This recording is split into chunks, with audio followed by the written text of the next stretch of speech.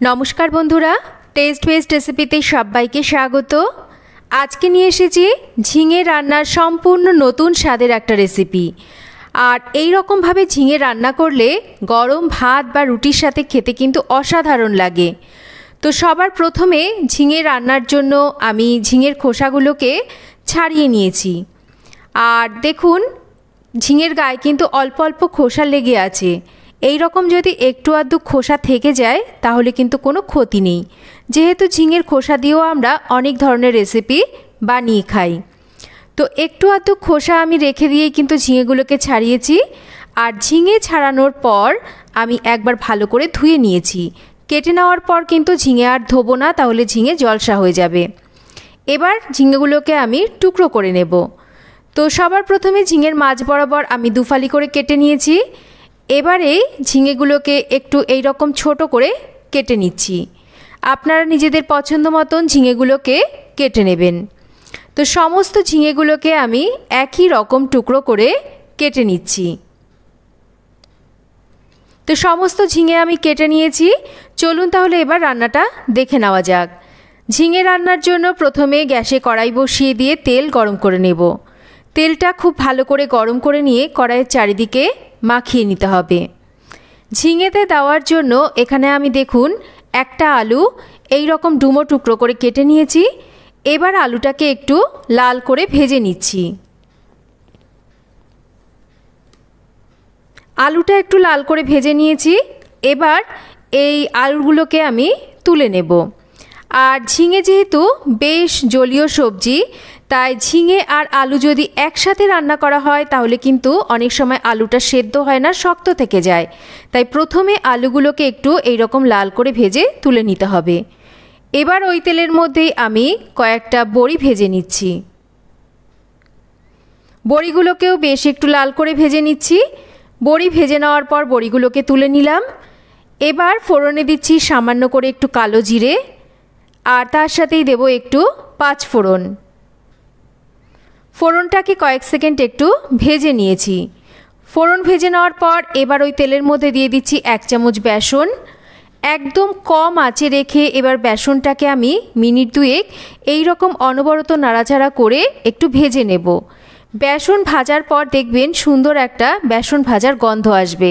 আর অবশ্যই করে কিন্তু একদম কম আঁচে রেখে বেসনটাকে ভাজতে হবে, না হলে বেসনটা পুড়ে যাবে। তো বেসন ভেজে নিয়েছি। এবার এখানে কেটে নেওয়া ঝিঙেগুলোকে দিয়ে গ্যাসের আঁচটাকে আমি বাড়িয়ে দেব। এবার এই ঝিঙেগুলোকে আমি বেশ একটু হাই ফ্লেমে রেখেই 3 থেকে 4 মিনিট এই রকম নাড়াচাড়া করে ভেজে নিচ্ছি। আর হাই ফ্লেমে না ভাজলে কিন্তু ঝিঙে থেকে জল ছাড়বে, তাহলে ঝিঙেটা ভালো করে ভাজা যাবে না। আর ঝিঙে ভাজতে ভাজতে দেখবেন ঝিঙের গায়ে যেহেতু এখানে বেসন দেওয়া আছে, হালকা হালকা লালচে রং ধরবে, দেখতেই পাচ্ছেন। এবার এর মধ্যে দিয়ে দিচ্ছি অল্প একটু হলুদ, তার সাথে দিয়ে দেব ঝালের জন্য একটু লঙ্কার গুঁড়ো, সামান্য করেই দিচ্ছি। তার সাথে দিয়ে দেব খুব সামান্য করে একটু জিরের গুঁড়ো, স্বাদ মতন লবণটাও এই সময় দিয়ে দেব। এবার ভালো করে এই মশলাগুলোকে দিয়ে ঝিঙেটাকে আমি একটু রান্না করে নেব। লবণ দিয়েছি। এবার দেখবেন ঝিঙেটা রান্না করতে করতে ঝিঙে থেকে কিন্তু জল ছাড়তে শুরু করবে। তো আমি কিছু সময় এই রকম মশলাগুলোকে দিয়ে ঝিঙেটাকে একটু রান্না করে নিচ্ছি। ঝিঙের থেকে হালকা হালকা জল ছাড়ছে, ঝিঙেটা বেশ একটু ভেজা ভেজা হয়েছে। এবার একটা ঢাকা দিয়ে একদম কম আঁচে রেখে ঝিঙেটাকে আরও কিছুক্ষণ রান্না করে নেব। দেখুন 4-5 মিনিট পর আমি ঢাকাটা সরিয়ে নিয়েছি। ঝিঙে থেকে কিন্তু অল্প অল্প জল ছাড়তে শুরু করেছে। তো একটু নাড়াচাড়া করে নিচ্ছি।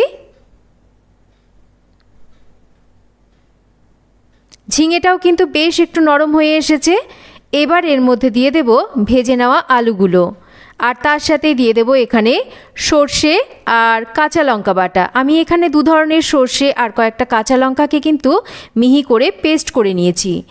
এবার এই ভেজে নেওয়া আলু আর এই সর্ষে কাঁচা লঙ্কা বাটা দিয়ে ভালো করে ঝিঙের সাথে একটু নাড়াচাড়া করে নিতে হবে। এই ঝিঙে রান্নাতে কিন্তু আলাদা করে কোনো রকম জল দেওয়ার দরকার নেই। ঝিঙে থেকে এখনও অনেক পরিমাণ জল বের হবে, আর সেই জলেই কিন্তু ঝিঙেটা পুরোপুরি রান্না হবে। আবারও ঢাকা দিয়ে একদম কম আঁচে রেখে রান্না করছি যতক্ষণ না ঝিঙেটা পুরোপুরি সেদ্ধ হচ্ছে। দেখুন মোটামুটি 7-8 মিনিট পর আমি ঢাকাটা সরিয়ে নিচ্ছি। ঝিঙে থেকে প্রচুর পরিমাণে জল ছেড়েছে, যেন মনে হচ্ছে ঝিঙের মধ্যে আমি জল দিয়েছি, কিন্তু একদম কিন্তু আমি ঝিঙেতে কোনো রকম জল দিইনি। এই ঝিঙে থেকেই কিন্তু যে জল বেরিয়েছে তাতেই সমস্ত সবজি আলু সেদ্ধ হয়ে গেছে। একটু চেক করে নিচ্ছি, ভালো করে কিন্তু আলুগুলোও সেদ্ধ হয়ে গেছে আর ঝিঙেটাও কিন্তু সেদ্ধ হয়ে গেছে। যেহেতু প্রথমেই আমি একটু বেসন দিয়ে ঝিঙেটাকে ভেজে নিয়েছিলাম, তাতে করে কিন্তু ঝিঙেটা বেশ এরকম গোটা গোটা থাকবে। তো এবার এর মধ্যে স্বাদ মতন একটু মিষ্টি দেব, আর ভেজে নেওয়া বড়িগুলোকে একটু এরকম আধা ভাঙা করে দিয়ে দেব। আর বড়িটা কিন্তু একদম শেষে দিতে হবে, তাহলে বড়িটাও কিন্তু বেশ একটু মুচমুচে থাকবে, খাওয়ার সময় মুখে পড়লে ভালো লাগবে।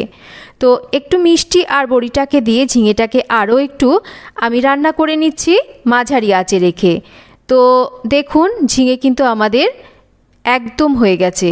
তো এই রকমই অবস্থায় কিন্তু আমি ঝিঙে নামিয়ে নেব।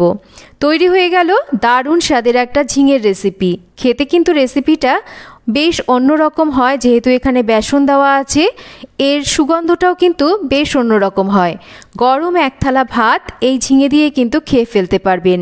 রুটি দিয়েও কিন্তু এই রেসিপিটা খেতে দারুণ লাগে। তো কেমন লাগলো রেসিপি একটা কমেন্ট করে জানাবেন। রেসিপি ভালো লাগলে একটা লাইক করবেন, শেয়ার করবেন রেসিপিটা সবার সাথে। আর রেসিপিটা বাড়িতে যদি আপনারা তৈরি করেন তাহলে একটা কমেন্ট করে জানাবেন কেমন লাগলো আপনাদের রেসিপিটা। সবাই ভালো থাকবেন, আবার ফিরে আসব নতুন কোনো রেসিপি নিয়ে। আর যদি চ্যানেল সাবস্ক্রাইব করা না থাকে তাহলে অবশ্যই করে চ্যানেলটাকে সাবস্ক্রাইব করবেন। তাহলে আজকে এই পর্যন্তই, আবার ফিরে আসব নতুন কোনো রেসিপি নিয়ে।